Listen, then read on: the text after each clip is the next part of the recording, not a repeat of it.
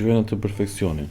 Shikojnë atë fytyrën e bukur me filtra të cilën është bërë nga Instagrami apo aplikacione të ndryshme dhe shikojnë influencers të ndryshëm të cilët thonë përdor këtë se kjo bën mamin, përdor këtë se kjo jep këtë rezultat dhe pas 2 javësh apo pas një muaji thonë që përdor dhe këtë kremin tjetër se dhe kjo është shumë i mirë dhe bën këtë mrekulli. Si do t'i kemi raportet me rrjetet sociale? Me rrjetet sociale, ashtu siç mund të kanë rregulluar disa punë, ashtu dhe prishin disa punë të tjera rrjetet sociale. Për sa i përket perfeksionit, siç e zura në gojë dhe çfarë, nuk ekziston. Nuk ekziston asnjë lëkurë, dhe një bebe po ta marrësh ka problematika, domethënë ka pore. Jo më një lëkurë e rritur, kështu që nuk ekziston perfeksioni.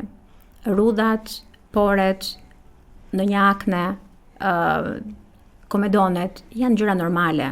Në qoftë se ato fillojnë edhe shtohen problematikat, pastaj sigurisht që duhet folur me mjekun dermatolog.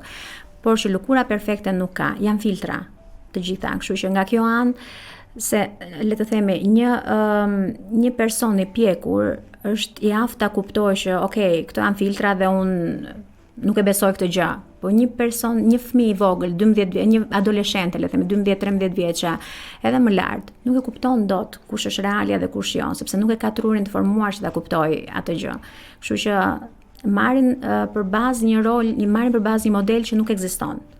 Sepse nuk ka model perfekt. Dhe rrjetet sociale janë